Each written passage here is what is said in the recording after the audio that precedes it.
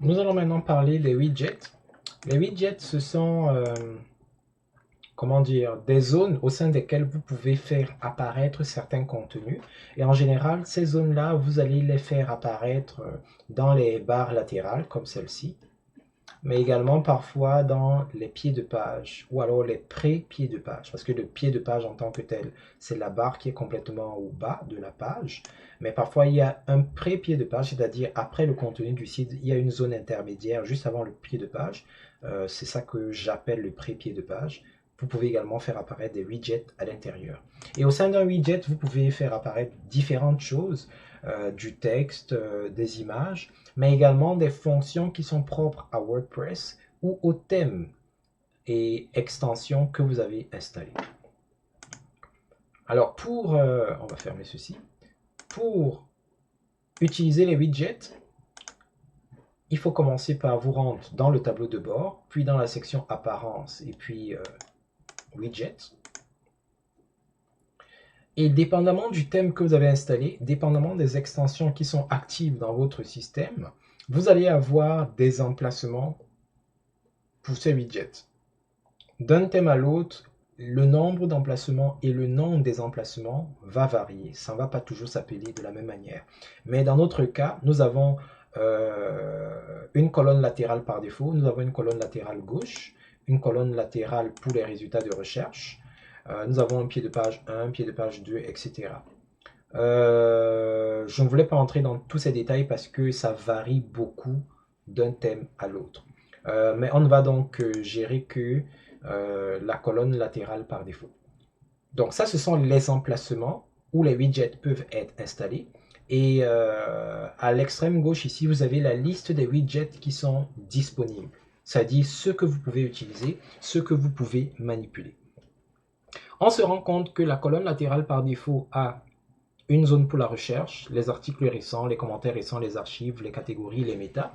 Et si on vient ici, on a bien une zone de recherche, les articles récents, les commentaires récents, etc. Donc si je prends cette zone-ci, je supprime. Je prends celle-là, je supprime. Je peux également tout simplement la tasser en déplaçant ici comme ça vers la gauche. Et j'enlève tout. Pas besoin de valider, ça s'auto-valide. Si je reviens ici et que j'actualise, vous voyez ma colonne latérale est vide. Et à l'inverse, si je décide de mettre ici à l'intérieur des éléments, bon, je vais faire les trucs complètement au hasard là. Facebook Likebox. Je ne remplis même pas forcément, je prends vraiment les choses complètement au hasard.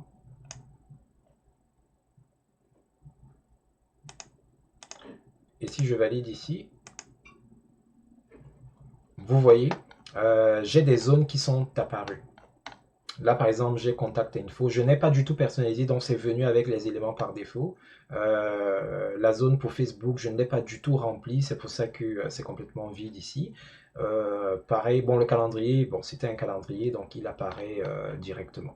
Mais en gros, c'est ça. Alors, ces widgets, vous avez la possibilité d'y faire apparaître beaucoup de choses, dépendamment de ce que vous voulez faire. Chacun des widgets que vous mettez, dans la plupart des cas, pourront être personnalisés. Par exemple, ici, le titre, c'est Contact Info. Je peux peut-être changer ça ici et mettre nos informations de contact, ou alors contactez-nous, ou encore venez nous rencontrer. Et là, je vais... oh, il y a beaucoup d'informations. On va supposer que tout ce qui est là, c'est vraiment moi qui l'ai mis. Alors, si j'actualise ici, alors c'est devenu « Venez nous rencontrer » et puis j'ai écrit tout ceci. Ok. Mais c'est pas vrai, c'est pas moi qui ai écrit tout ceci, mais vous pouvez personnaliser en renseignant les différentes informations qui sont là. Facebook Likebox, on peut mettre là un titre, suivez-nous sur le livre de la figure. Alors l'URL,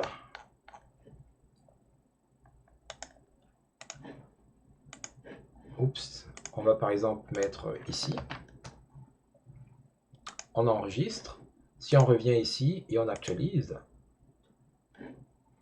alors vous pouvez voir ici, veuillez nous rencontrer. Il y a le bouton pour s'inscrire, pour aimer la page sur Kawakata, et puis on a le calendrier. Donc, je ne vais pas entrer dans le détail parce que les widgets disponibles varient beaucoup d'un thème ou d'une série d'extensions à une autre, et les options sont juste illimitées. Je vous exhorte à juste lire la documentation et puis à suivre certains de nos autres cours parce que dans certains cas, on aura personnalisé certaines de ces choses. Ce qu'il faut retenir des widgets, c'est que ce sont des zones à l'intérieur desquelles vous pouvez faire apparaître certains contenus ou certaines fonctionnalités. Ces zones-là ne sont disponibles qu'à certains emplacements bien définis qui vont eux aussi varier suivant le thème que vous avez choisi, suivant les extensions que vous avez choisies. Les widgets disponibles varient également en fonction de la nature de votre système, mais ce qu'il faut savoir, c'est que le principe consiste à sélectionner un widget disponible, à le déplacer dans la zone où vous voulez qu'il apparaisse, puis à le configurer en mettant les paramètres ou les informations qui doivent y figurer. Et lorsque vous enregistrez vos modifications et que vous rafraîchissez la page, vous avez un site web qui est widgeté.